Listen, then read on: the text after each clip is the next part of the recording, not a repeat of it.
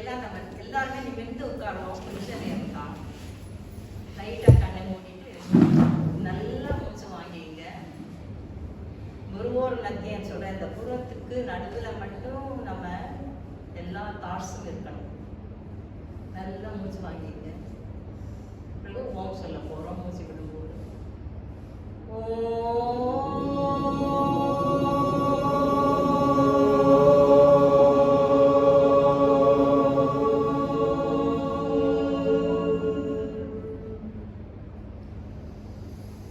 மூச்சு விட்ட உடனே நம்ம துரியா சக்திக்கு போயிருக்கோம். அதுதான் ஆத்ம நிலை. பகவத்கீதைனாலே ஆத்ம நிலை தான். இன்னும் 2 ஓம் சொல்லுவோம். நல்லா மூச்சு வாங்கிக்கிட்டு அப்போ சைலண்ட் ஓம்ல நம்ம மூச்சு வாங்கிக்கிறோம். அப்புறம் மூச்சு விடும்போது ஓம் சொல்றோம்.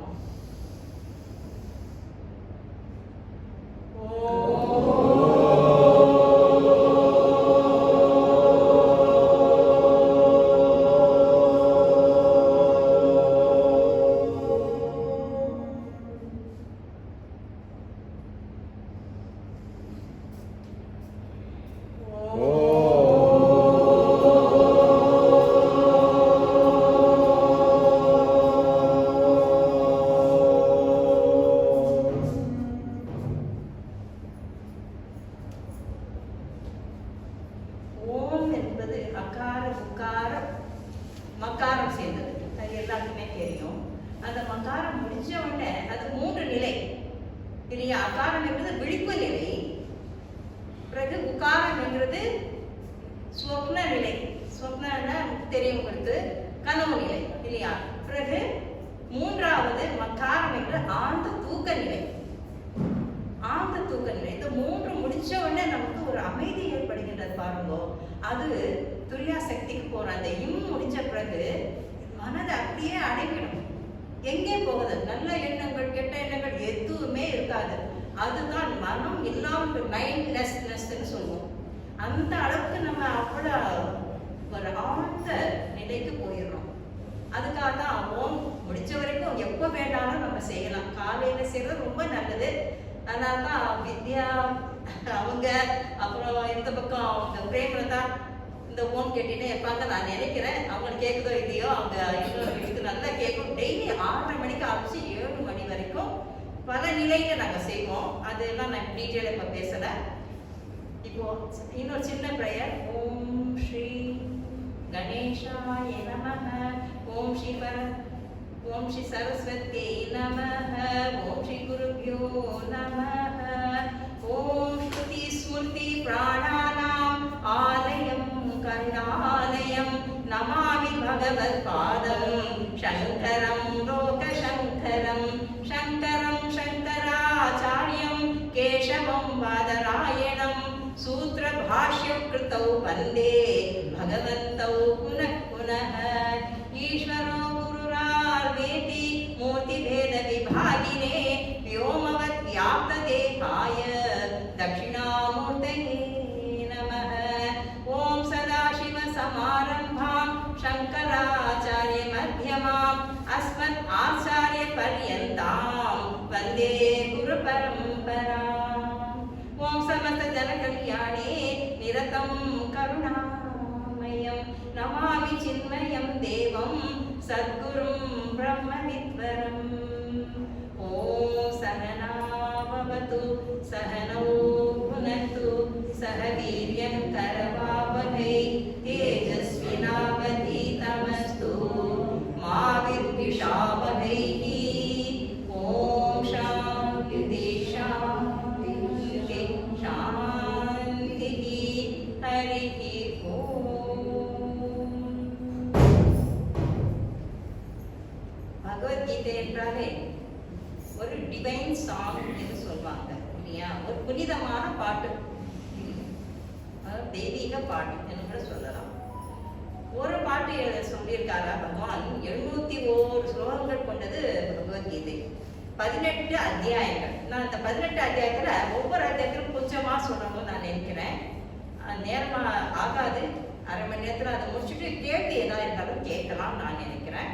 என்ன அவ்வளோ செய்ய முடியுமா எனக்கு இப்போ தோன்றது. அது பகவான் கருணையால அது முடியும்.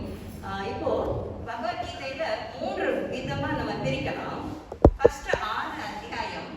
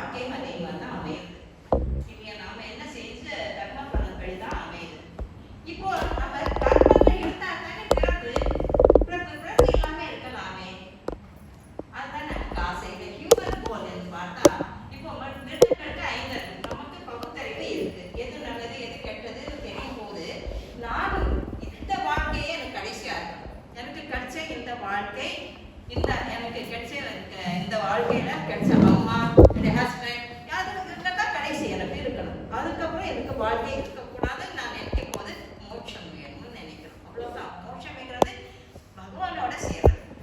சாலோக சாமீப சாலோக சாயுஜ்யம்னு சொல்லுவாங்க.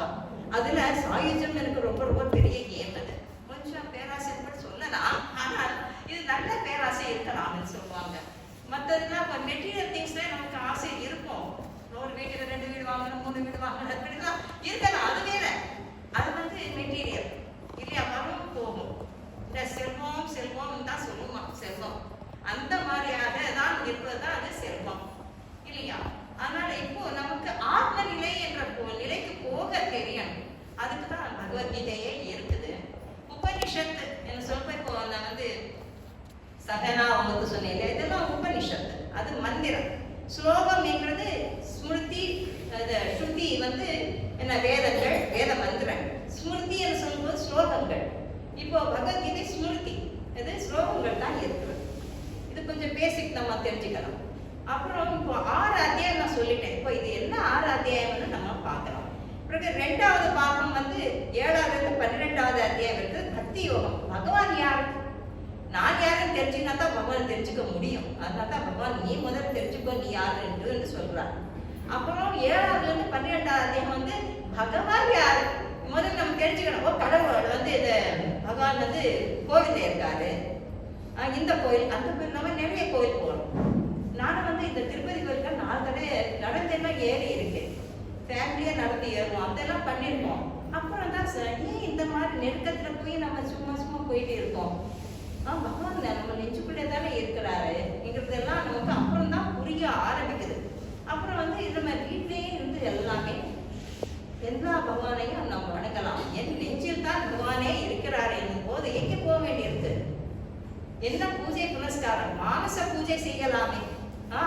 மானசீக பூஜா என்ன எழுதியிருக்காங்க பெரியவங்க. நமக்கு ஆசிரியர்கள் 3 பேருமே இதெல்லாம் எழுதியிருக்காங்க. ராமானுஜாச்சாரியார், அப்புறம் என்ன சங்கராச்சாரியார், மத்வாச்சாரியெல்லாம் எழுதாதது இல்லை. பகவத்கீதை பாஷ்யம் எழுதுறது இவங்க 3 பேருமே பாஷ்யம் எழுதிருக்காங்க. ராமானுஜாச்சாரியெல்லாம் ரொம்ப ரொம்ப கஷ்டப்பட்டிருக்காரு பாஷ்யம் எழுதுறதுக்கு. பகவத்கீதைக்கு பாஷ்யம் காஷ்மீர் போயிருக்காரு. அந்த காலத்துல எப்படி காஷ்மீர் எல்லாம் போயிருப்பாங்க. பூரத்தாளர் உங்களுக்கு தெரியும். அவருக்கு அப்படியே மனப்பாடம் ஆகும். அப்படியே ஒரு போட்டோ காப்பி எடுத்த மாதிரி எடுத்துருவாராம். ஒரு புஸ்தகம் கொடுத்தா 24 மணி நேரம் தான் இந்த புஸ்தகம், அதுக்குள்ள நீங்க எல்லாம் முடிச்சிடணும் சொன்னா எப்படி முடியும் இல்லையா? 701 ஸ்லோகம் படிக்க 1 வருஷம் ஆனது. அட்லீஸ்ட் 6 மாசம் எடுக்குது. ஒரு நல்ல ஒழுங்கா நல்ல அர்த்தத்தோட படிக்கணும்னா நான் சொல்லித்தர்றது இப்போதான் 6 மாசம் முடிக்கிறேன். முந்தையெல்லாம் 1 வருஷம் ஆகும். இப்பெல்லாம் 6 மாசம் எல்லாருக்கும் எல்லாம் அவசர உலகம் ஆயிடுது. ஆனா அவங்க எல்லாருக்கும் ஏற்ற மாதிரி நம்ம நடந்துக்கவும் வேண்டி இருக்கு. 1.5 மணி நேரம் வாரத்துக்கு 4 நாள் நடத்தினா எத்தனை மணி நேரம்? 6 மணி நேரம் நடத்தினேன் ஒவ்வொரு வாரமும். அப்போ இந்த மாதிரி செஞ்சாதான் எனக்கு 6 மாசத்துல முடிக்க முடியும். ஏன்னா அர்த்தம் தெரியணும், உச்சரிப்பு கரெக்டா வரணும். உச்சரிப்புல நான் கொஞ்சம் ஸ்ட்ரிக்டா இருப்பேன். என்கிட்ட படிக்க வரவங்க பயத்தோட வருவாங்க. நீங்க ரொம்ப கண்டிப்பா ஆமா உச்சரிப்பு கரெக்டா இல்லைன்னா அப்புறம் சொல்லி என்னமா பிரயோஜனம்? அதனால ஒன்றும் பயப்பட வேண்டாம். தமிழ்ல தமிழ்ல தான் புத்தகம் வச்சிருப்பாங்க, ஆனா நல்லா உச்சரிக்கிறாங்க. எனக்கு ரொம்ப ரொம்ப ஆச்சரியம். இந்தியாவில் வந்த பிறகு தான். அங்கே யூஎஸ்ல போய் இங்கிலீஷ் கொஞ்சம் பரவாயில்ல. சான்ஸ்கிரிட் அடுத்து இங்கிலீஷ் படிக்கதான் ரொம்ப ஈஸி. பகவத்கீதையெல்லாம் இங்கிலீஷ் எழுதுற படிச்சுட்டு இருந்தாங்க. இங்கே வந்தப்ப எல்லாரும் தமிழ் எழுதுறதான் படிக்கிறாங்க, நல்லா உச்சரிக்கிறாங்க. எல்லாருக்குமே நல்லதே வரும். ஏன்னா கிளாசிக்கல் லாங்குவேஜ் தமிழ், நம்ம கிளாசிக்கல் லாங்குவேஜ். தமிழ் படிச்சவங்களுக்கு ஏன் சமஸ்கிருதம் வராது? 2மே கிளாசிக்கல் லாங்குவேஜஸ் தான்.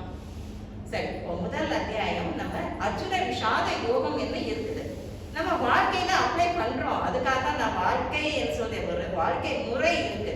எல்லாருக்குமே கஷ்டங்கள் வரும், சோதனைகள் வரும். யாருக்கு வராம இருக்கு? வந்தாதான் அது லைஃப் இல்லையா? இல்லைன்னா அது சும்மா சப்புன்னு இருக்கும்.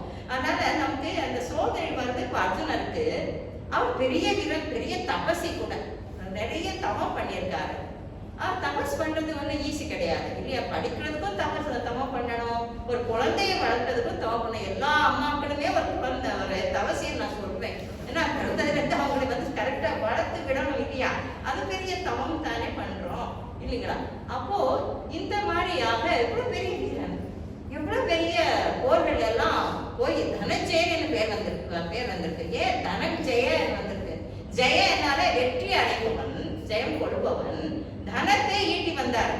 அவருடைய அண்ணா யுதிஷ்டிரர் என்ன செய்யறாரு? ராஜசூய யாகம் பண்றாரு. இந்திரபிரஸ்தம் அமைக்கிறாங்க இல்லையா? விஸ்வகர்மா வச்சு இந்திரபிரஸ்தம், இப்போதைய டெல்லி தான் இந்திரபிரஸ்தம். அப்போ அந்த நகரை அமைச்ச பிறகு எல்லாரையும் கூப்பிடணும் இல்லையா? எல்லாரும் கூப்பிட்டு காமிக்கணும். அந்த மாதிரி ஒரு நேரத்துல எல்லாரும் வர்றாங்க.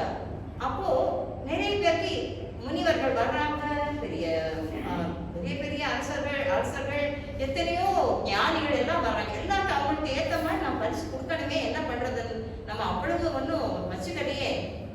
நகரம் ஆகிடுத்து, அரண்மனை ஆகிடுத்து. ஆனா இதெல்லாம் யார் கொண்டு வருது? அர்ஜுனன். அர்ஜுனா, நீ வென்று வா, பொருளை ஈட்டி வா சொன்ன மாதிரி சொல்லிட்டாங்க. அவரு நிறைய அவரை பார்த்தாலே சில போரே செய்ய மாட்டாங்க. எங்கிட்ட இதெல்லாம் எடுத்துக்கோன்னு சொல்லி அனுப்பிடுவாங்க. ஏன்னா அவர் பரந்தப்பர். பரந்தப்பர்னா அவரை கொதிக்கிற மாதிரி அவர் இருப்பார். அந்த அளவுக்கு வீரம் வாய்ந்தவர். அவரை பார்த்தாலே ஓடிடுவாங்க பகைவர்கள். அந்த மாதிரி இருக்கின்ற எப்பேற்பட்ட வீரனுக்கு எப்படி நடுக்கம் வந்தது? வரலாமா? ஏன் வந்ததுன்னா ஆசை, பற்றுதான். அது ரொம்ப நமக்கு. என்னுடைய பாட்டனார் பீஷ்மாச்சாரியா நிற்கிறார், என்னுடைய ஆசிரியர் துரோணாச்சாரியா நிற்கிறார். பகவான் ரொம்ப தந்திரம் கூட வாய்ந்தவர், பெரிய தந்திரம் வாய்ந்தவர். போல இரண்டு சேனைகளுக்கு நடுவுல என்னை கொண்டு போய் நிறுத்து கிருஷ்ணா என்று சொல்றார். அச்சுதா என்று கூப்பிடுறார். அச்சுதா என்ன? நிலையாக நிற்பவர். கோவிலில் நிலையாக நிற்கின்றாய் கேசவா என்ன பாட்டெல்லாம் இங்க கேட்டிருக்கீங்க இல்லையா? கலியாளுக்கு இறங்கி கலிலே இறங்கி சிலையாக கோவிலில் நிற்கின்றாய் கேசவா, குறை ஒன்றும் இல்லை மறைமூட்டி கண்ணா. அதாவது இவர் இப்ப இருக்கும் போது குறை எங்கே இருக்கும்? பகவான் கிட்டே இருக்கிறார், அருகில இருக்கிறார். ஓ அச்சுதா. சுதா என்ன? அசைப்பவர். அச்சுதா ஸ்திரமாக இருக்கின்றவர். என்ன? என்னுடைய தேரை இரு படைகளுக்கு கொண்டு போய் நடுவில் கொண்டு போய் நிறுத்தினா பகவான் என்ன பண்றாரு? துரோணாச்சாரியர் அர்ஜுனுக்கு ரொம்ப ரொம்ப பிடிக்கும், பீஷ்மாச்சாரியர் ரொம்ப பிடிக்கும். அவங்க எதிரில கொண்டு போய் நிறுத்துறாரு. அப்ப எப்படி இருக்கும்? அவங்களையா நான் அவங்க விட்டு அவங்களை கொலை செய்வதாவது என்ன இவருக்கு தோன்றுது அர்ஜுனருக்கு. அதனால்தான் நான் போர் செய்யல, வேணும்னா அவங்க என்னை அடிச்சு கொல்லட்டும்னு சொல்றாங்க. ஒரு வீரன் சொல்ற வார்த்தையா இது? அந்த மாதிரி நீ ஆகியே அவரதான் கடமையை அவரை செஞ்சுதான் அவங்க கடமையை செய் பலனை எதிர்பார்க்காதேன்னு தான் பகவான் சொல்றாரு. உனக்கு உள்ளுக்குள்ள கொஞ்சம் ஈகோ இருக்குது. என்ன ஈகோ? நான் தான் வெற்றி பெற போறேன், அவங்களே நான் சாகடிக்கிறேன். ஏப்பா அவங்க நல்ல வீரன் சாகடிக்கலாம், அது தோணல அவருக்கு. ஏன்னா பெரிய வீரன் என்ற ஒரு சின்ன ஈகோ வேற அவருக்குள்ள இருக்குதுங்கிறதுக்காக ஈகோ எப்படி போறது, எப்படி ஆசைகள் போறது, எப்படி பற்றுகள் போறது என்றது அடுத்த அத்தியாயம் சாங்கிய யோகத்துல சொல்றாரு. இவர் நடுக்கிற பார்த்து இவருக்கு பிடிக்கவே இல்லை. நம்ம சுவாமி விவேகானந்தருக்கு பிடிச்ச 2 ஸ்லோகங்கள் செகண்ட் சாப்டர்ல 2வது ஸ்லோகம் 3வது ஸ்லோகம். क्लैब्यं मास्मगमपात नैतत्त्वयुपपद्यते क्षुद्रं हृदय दौर्बल्यं त्यक्तोत्तिष्ठ परन्तप. கண்ணத்துல அடிச்ச மாதிரி சொல்றாங்க அம்மா. என்ன நீ ஒரு அலிமானில பேசுற? என்ன உனக்கு இருதய தௌர்பல்யம், என்ன அது பலவீனம் வந்துருச்சு உனக்கு? இது வரலாமா? அதனால நீ அனாரிய துஷ்டம் அஸ்வர்யம் சொல்ற. அனாரிய துஷ்டம் அஸ்வர்யம் அகீர்த்தி கரம் அர்ஜுன சொல்றாரு. உனக்கு கீர்த்தி எல்லாமே வேணாமா? எவ்வளவு கீர்த்தி உனக்கு இருக்கு, எவ்வளவு புகழ் இருக்கு. அனாரியன், ஆரியன் ரொம்ப தகுதி வாய்ந்தவர்கள் என்ன அர்த்தம்? எல்லாத்துலயும் தகுதி இருக்கு. கல்வியிலையும் இருக்கணும், வீரத்திலையும் இருக்க, எல்லாத்துலயுமே இருக்கணும். அதுதான் ஆரியம். அதனால நீங்க படத்துல எல்லாம் ஆரியான்னு தான் மனைவி கணவனை கூப்பிடுற மாதிரி தான் அமைச்சிருப்பாங்க. அதுல எல்லாம் பார்த்திருப்பியா? இது அனாரிய துஷ்டம்னா நீ அனாரியா ஆயிட்டாயே, இப்படி ஆகலாமா? என்ன எவ்வளவு தெக்தோதிஷ்ட பரந்தவர். இதெல்லாம் விட்டுட்டு உத்திஷ்ட புத்திஷ்ட என்று சொல்றாரு. உத்திஷ்ட புத்திஷ்ட கோவிந்த உத்திஷ்ட கருடத்வஜ என்னமா படிக்க அதுல சுப்ரபாதம் இருக்கு. கௌசல்யா சுப்ரஜா ராமா பூர்வா சந்தியா பிரவர்த்ததே உத்திஷ்ட நர்ஷா தூல கர்த்தவ்யம் தெய்வமாத்மிகம். எல்லாம் தெய்வமாத்மிகம் சொல்றது தப்பு. தெய்வம் அக்னிகம் தான் சொல்லணும். அந்த என்னத்துக்கு சொல்றாரு? இது விஸ்வாமித்திரர் யாருக்கு சொல்லியிருக்காருன்னா ராமனும் லக்ஷ்மணனையும் கூட்டின்னு போறாரு. யாரை யார் சொல்றதுக்கு? தாடகைக்கும் மாச்சன் எல்லாம் அவங்களை வந்து ரொம்ப அவங்க கஷ்டப்படுத்துறாங்க. அதனால கூட்டின்னு போகும்போது இந்த சின்ன பிள்ளைங்களா இருக்காங்க, எப்படிதான் வந்து இவங்களை எழுப்புறது? அப்படி ஒரு கஷ்டம் வருது விஸ்வாமித்திரருக்கு. அப்பதான் இந்த முதல் ஸ்லோகம் மட்டும்தான் சுப்ரபாதுல விஸ்வாமித்திரர் சொன்னது. வால்மீகி ராமாயணத்துல விஸ்வாமித்திரர் சொன்ன ஸ்லோகம் அது கௌசல்யா சொல்றது. இந்த மாதிரி எல்லாம் வந்து என்ன உத்திஷ்ட இந்த செகண்ட் சாப்டர்ல இவ்வளவு அழகா சொல்றாரு. இது சொன்னா போறது அவருக்கு இல்லையா? இன்னும் கொஞ்சம் புலம்பல் இருக்கு அவருக்கு. எப்படி வந்து இவங்களெல்லாம் கொண்டுட்டு நான் வந்து ரத்தம் கடிச்ச அந்த சிம்மாசனம் போய் நான் உட்கார்றது? ருதிர பிரதிக்தான், ருதிர ரத்தம் படிச்ச ஒரு சிம்மாசனம் தான் உட்காந்து என்னத்தை ஆட போறேன்? அந்த ஒரு கொஸ்டின் எல்லாம் வருது. இருக்கட்டும், எல்லாமே வந்து நீ சொல்றதா ரொம்ப லாஜிக்கா இருக்கு. லாஜிக்கலா பேசுறாங்க, ரொம்ப லாஜிக்கா சொல்றதா கரெக்டு தான். போறேன்னா கஷ்டங்கள் ஏற்படும், என்ன நஷ்டங்கள் ஏற்படும் தான். ஆனா இதெல்லாம் முன்னாடி நம்ம யோசிச்சிருக்கோம் இல்லையா? யோசிச்சுட்டு தான் வந்திருக்கோம். அவள் ஊசி முனை இடம் கூட கொடுக்க மாட்டேன்றாரு. யாரு? துரியோதனன். இது பாரதியார் எந்த பாஞ்சாலி சபதத்துல வரும். என்ன ஊசி முனை இடம் கூட நான் உங்களுக்கு கொடுக்க மாட்டேன் என்ன திருப்பி அனுப்புறாரு. யார்? பகவானே வந்து தூதுவராக போயிருக்காரு திருதராஷ்டிரருடைய அரண்மனைக்கு. அப்போ இந்த துரியோதனன் பேசினது அந்த அளவுக்கு மோசமா பேசியாச்சு. அப்பேற்பட்டவனை தண்டிக்காம இருக்க முடியுமா?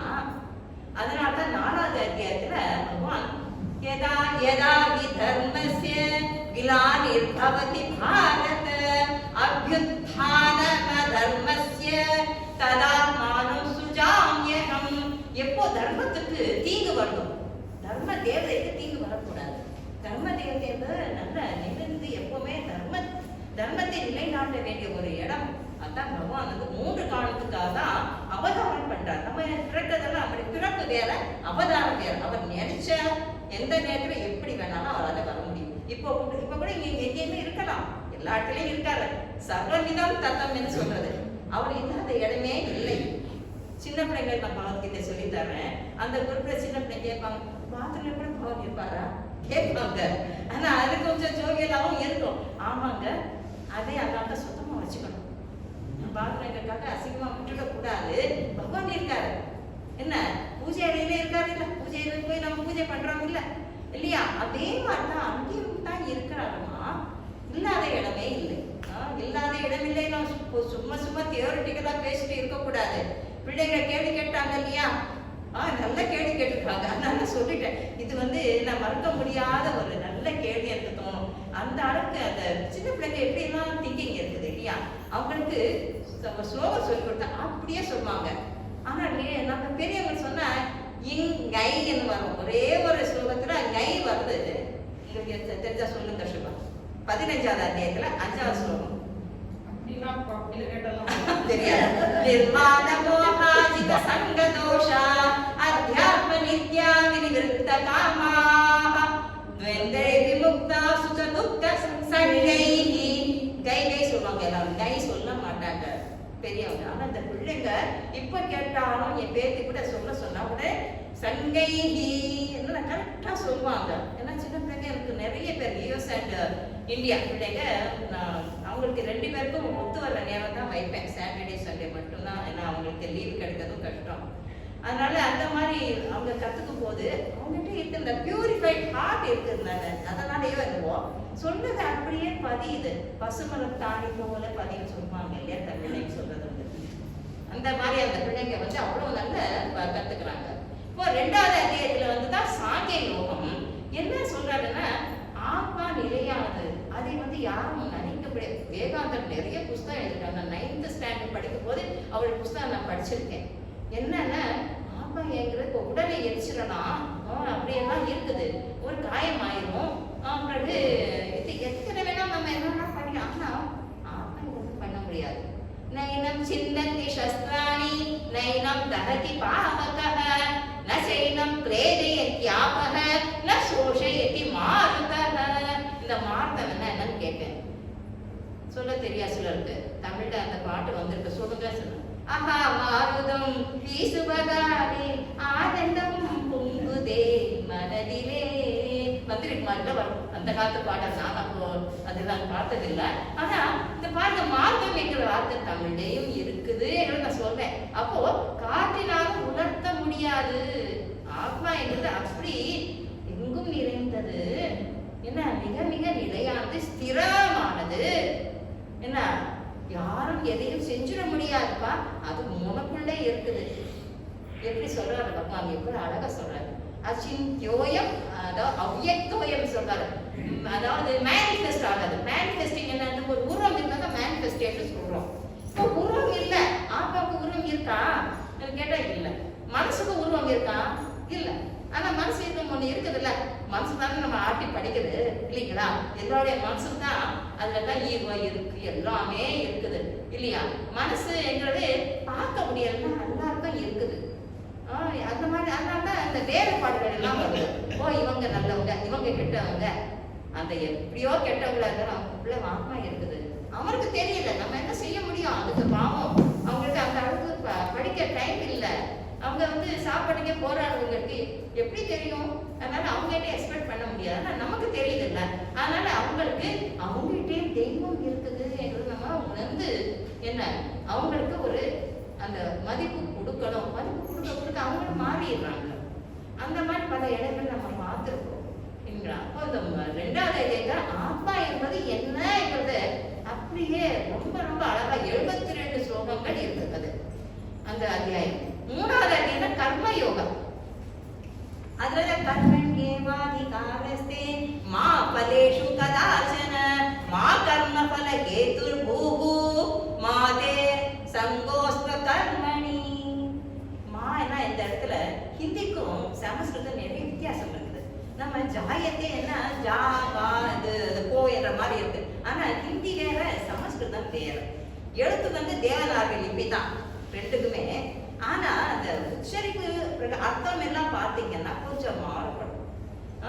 ஜா என்னால ஜாதகம் எப்படி பேர் வந்ததுன்னா அந்த ஜாவில தான் வந்திருக்கு. பிறந்த நேரம் வச்சுதான் நம்ம ஜாதகம் எழுதுறோம். அதனால இது என்ன சொல்றாருன்னா, நம்ம எப்போ பிறந்தோம் அந்த உடம்பு பிறக்கிறது, உடம்பு போகுது.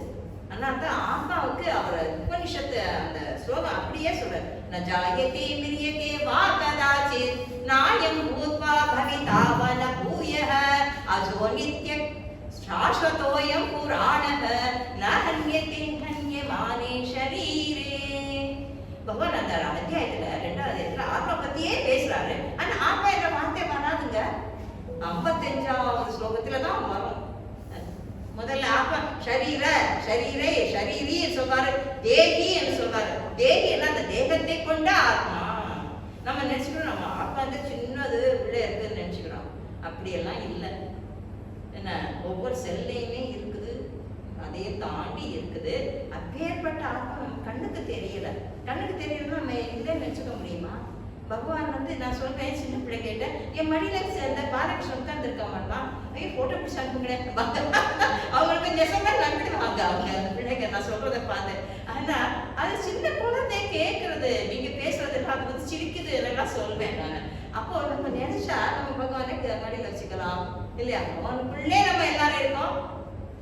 எல்லா இடத்திலும் பகவான் இருக்காரு. அதான் விபூதி யோகம் 10வது யோகம். எல்லா இடத்துலயும் இருக்காரு. எல்லா கங்கையும் பகவானே, இமயமலையும் பகவானே. அவரே சொல்றாரு, எங்கோஸ்மி அதாவது ஜப எங்கோஸ்மி சொல்ற எஞ்ஞானம் ஜப எங்கோஸ்மி சொல்றாரு. அதனாலதான் என்கிட்ட படிக்கிறவங்க ஜப எஞ்ஞானா ரொம்ப பிடிக்கும். பகவானே நம்ம ஆயிடுறோமா என்ற மாதிரி அவங்களுக்கு தோணும். ஜப எஞ்ஞா வேணும் சொல்லுவாங்க. இங்க இந்தியாவில் மட்டும் எனக்கு 14 குரூப்ஸ் இருக்குது. அது எல்லாருக்குமே மாசத்துக்கு ஒரு தடவையாவது வைக்கணும். அந்த மாதிரி ஒரு கட்டாயம் இருக்குது. அப்போதான் அந்த உச்சரிப்பு மறக்க மாட்டாங்க. நான் ஒரு 2 மாசம் விடட்டும் கொஞ்சம் மாறிடுவாங்க, கொஞ்சம் போயிடும். அது பிராக்டிஸ் பண்ணி சிலருக்கு மனப்பாடமே இருக்கு. ஒரு 5 பேர் ஃபுல் 701 சொல்ல மனப்பாடம் பண்ணியிருக்காங்க. நிறைய பேர் நான்வெஜ் சாப்பிட்றவங்க வந்திருக்காங்க. நான் நான்வெஜ் சாப்பிட வேணாம் சொன்னதே இல்லை. ஆனால் நிறைய பேர் விட்டுட்டாங்க. வீட்டுக்கு வேணா சமைச்சு தர்றேன், நான் சாப்பிடல. இது அமெரிக்காவில் கூட, இந்தியாவில் மட்டும் இல்லை, அங்கே எப்படி சாத்தியமாகுது? ரெஸ்டாரண்ட் போகும்போது தான் கொஞ்சம் கஷ்டம் இருக்கும். ஆனால் எனக்காக அவங்க அட்ஜஸ்ட் பண்ணிக்கிறாங்க. ஒரு அம்மா அந்த வந்து பெரிய அட்வொகேட்டோட ஒய்ஃப் அவங்க படித்த பிறகு நான் ரொம்ப யுகம் விடலை, எனக்கு ஜின்னு சொல்லுவாங்க, சரோஜின்னு சொல்லுவாங்க, நான் வந்து விடலை. ஆனால் என் ஹஸ்பண்ட் ரொம்ப மாறிட்டாரு. எப்படி அது எப்படின்னா அவர் நாங்கள் என்ன வாங்கி வர சொன்னாலும் வாங்கிட்டு வர்றாரு, போறாரு, எல்லாம் பண்றாரு. ஏன்னா நீ கீதை படிக்கிற இன்னைக்கு என்ன வந்து பெருசா பண்ணிட்டாரு, பெரிய என் அம்மன் மாதிரி என்ன பண்ணிட்டாரு கூட சொல்லி அவங்க ரொம்ப ஆச்சரியப்படுவாங்க. ஏன்னா வீட்டில் இருக்கவங்களுக்கு நல்ல வைப்ரேஷன் கிடைக்கிறதுங்கிறது அது புரிகிறது இல்லைங்களா? நமக்கு ஒரு சேக்ரட் வைப்ரேஷன் கிடைக்கிறது தானே முக்கியம். கண்ட ஒரு அதிர்வு நமக்குள்ள நுழைய கூடாதுன்னு நம்ம நினைப்போம் இல்லையா, மனசுக்குள்ள கூட.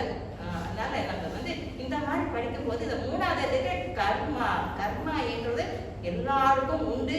எல்லாருடைய டியூட்டிஸ் வேற, அவங்கவுங்க வயசு, அவங்கவுங்க இடம் பொறுத்துதான் கர்மா, அந்த கடமைகள் இருக்கும் இல்லைங்களா? அதனால அவரோட கடமை அவங்கள செய்யுங்க.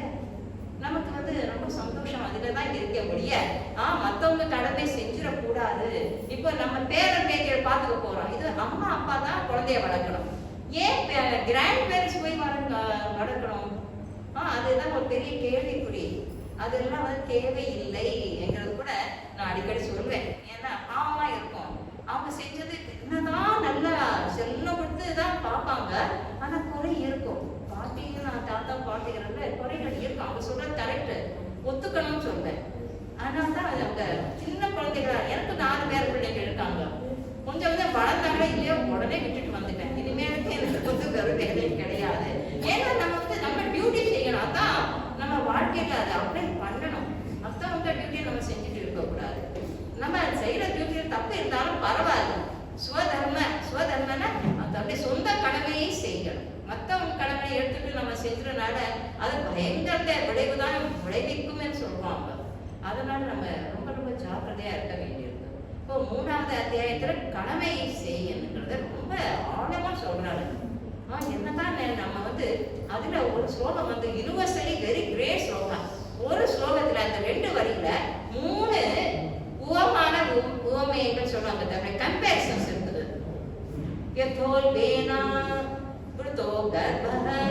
முதல்ல தூமே நாவிய தேவகி, அதாவது தூமைன்னா புகை, ஆவியத்தைன்னா அந்த அதாவது இந்த ஒரு தீயை எது மறைக்கிறது?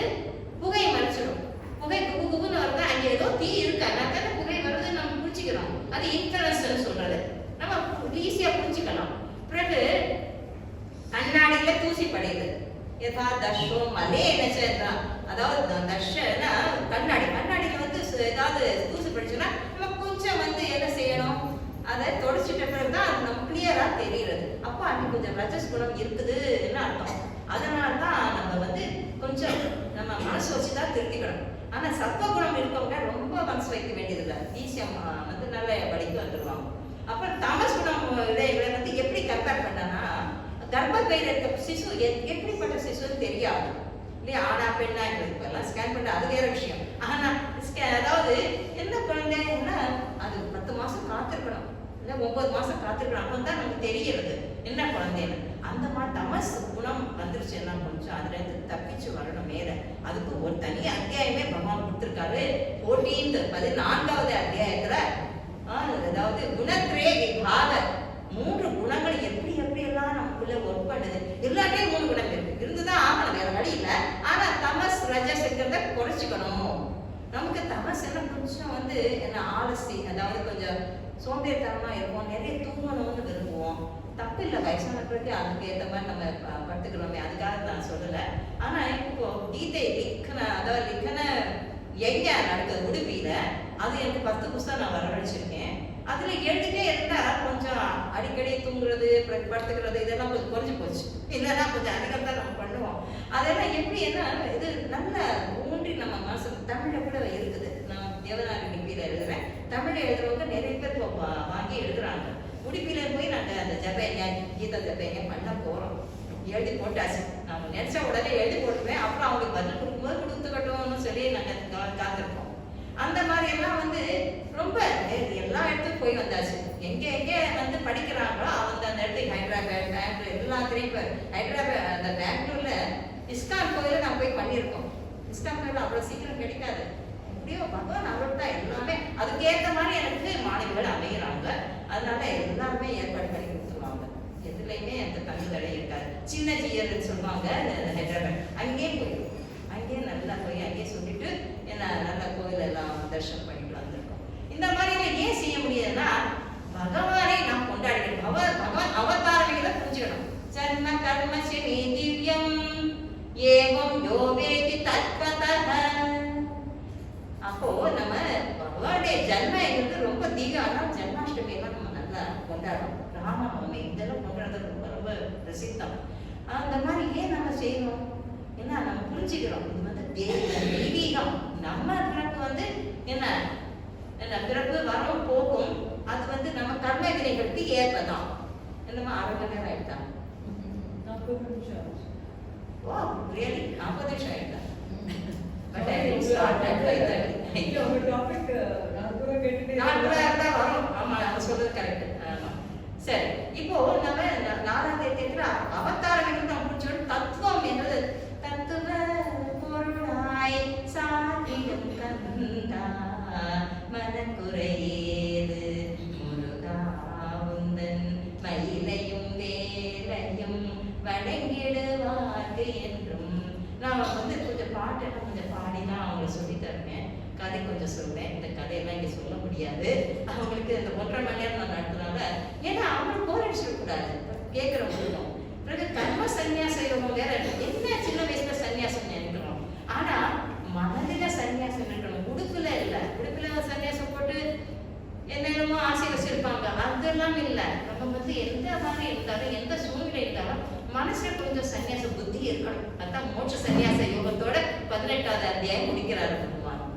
நான் திடீர்னு 18வது 5 நிமிஷம் சொன்னா 18வது அத்தியாயம் போயிட்டேன். ஏன்னா எல்லாமே ஒரே நேரத்துல சொன்னா எல்லாருக்கும் ஒன்றும் அது மனசுல நிற்கவும் நிற்காது. 6வது அத்தியாயம் ரொம்ப சிறப்பு. தியான யோகம் என்று சொல்றது. பிறகு ஆத்ம சம்யம யோகம் என்று சொல்றது. சம்யம சொன்னா ஒரு கண்ட்ரோல் இருக்கணும். நமக்கு 2 இந்திரியங்கள் இருக்கு நமக்கு உடம்புல. ஞான இந்திரியங்கள் கண், காது, மூக்கு, நாக்கு, தோல். இதுதான் நமக்கு நாலேஜ் கொடுத்தா அது ஞானேந்திரியம் சொல்றோம். கர்மேந்திரியம்னா லிம்ஸ், கை, அதாவது கை, கால் 2 சேர்ந்து லிம்ஸ் சொல்லுவோம் இல்லையா?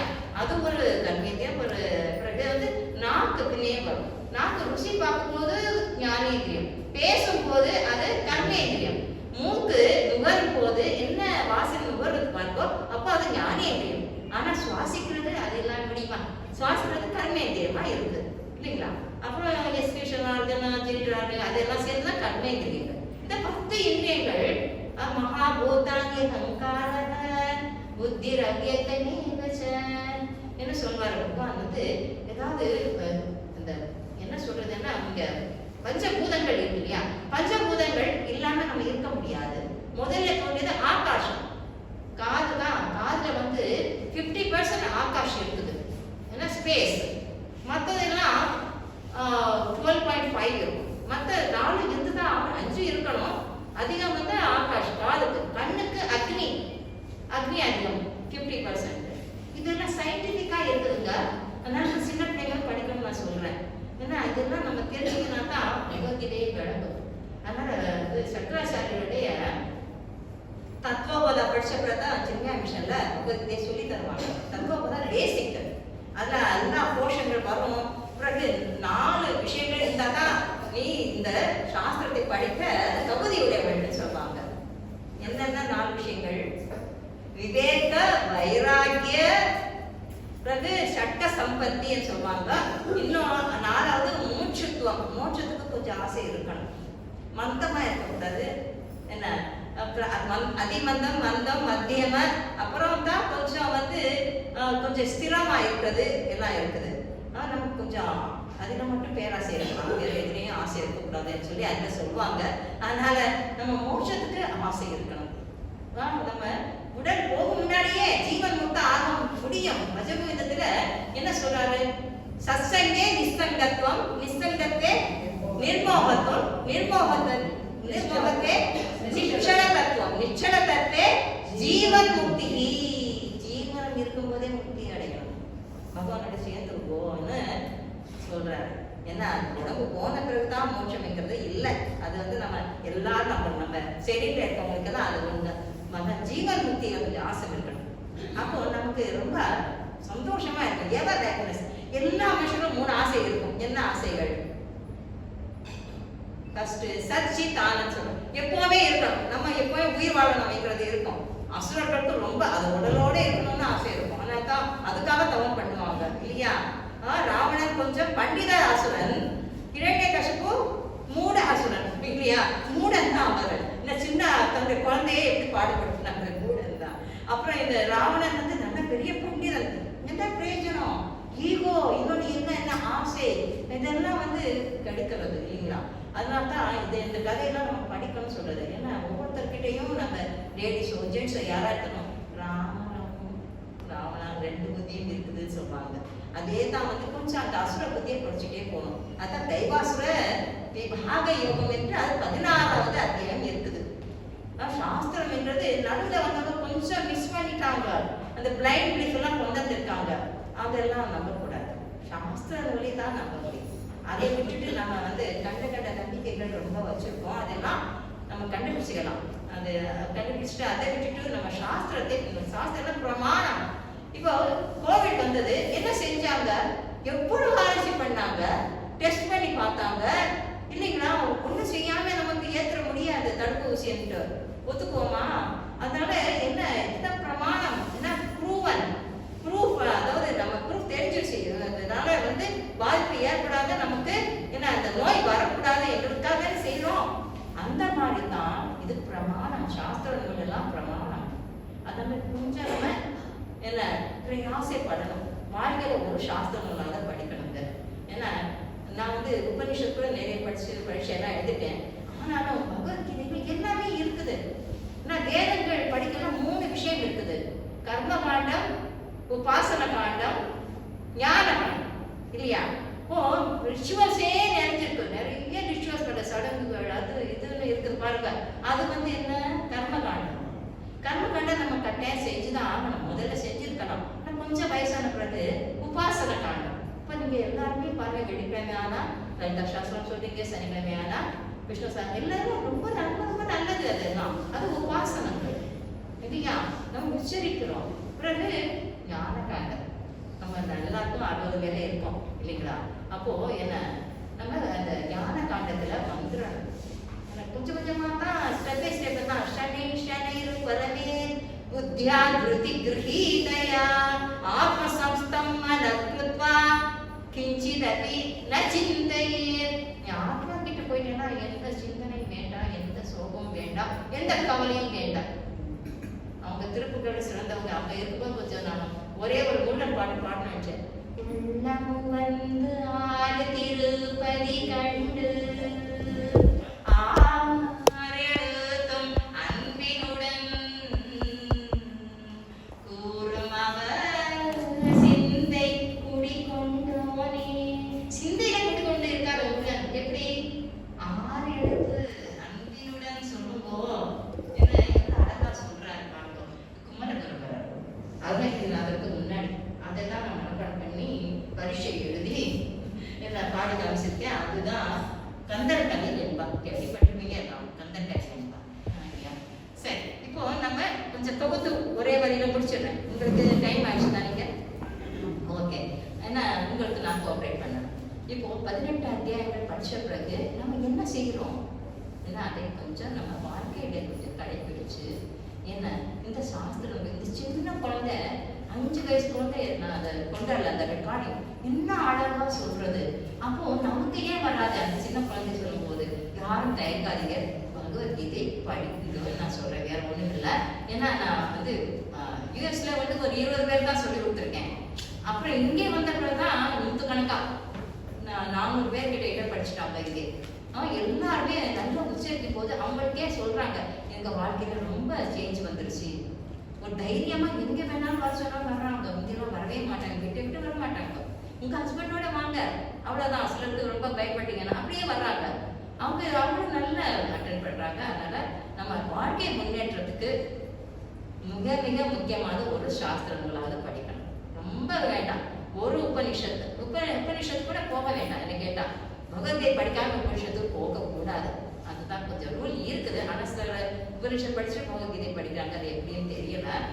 தத்துவபோதம் எல்லாம் படிச்சப்போ தான் பகவத்கீதையை படிக்கணும்னு சொல்லுவாங்க. கொஞ்சம் ஃபவுண்டேஷன் இருக்கணும். மனசு அதுக்கு ரெடி ஆகணும். மனசு ரெடி ஆகாம நம்ம எதையுமே பெரிய விஷயம் எடுத்துக்க கூடாது இல்லைங்களா? இது ஒன்றும் ரொம்ப பெரிய விஷயம் இல்லை. ரொம்ப எளிதா பகவான் கொடுத்துட்டார். ஒவ்வொரு எழுத்துலையும் பகவான் இருக்காரு. பகவத்கீதை ஒவ்வொரு எழுத்துல இருக்காரு. அவ்வளவு அழகான ஒரு ஸ்லோகங்கள்.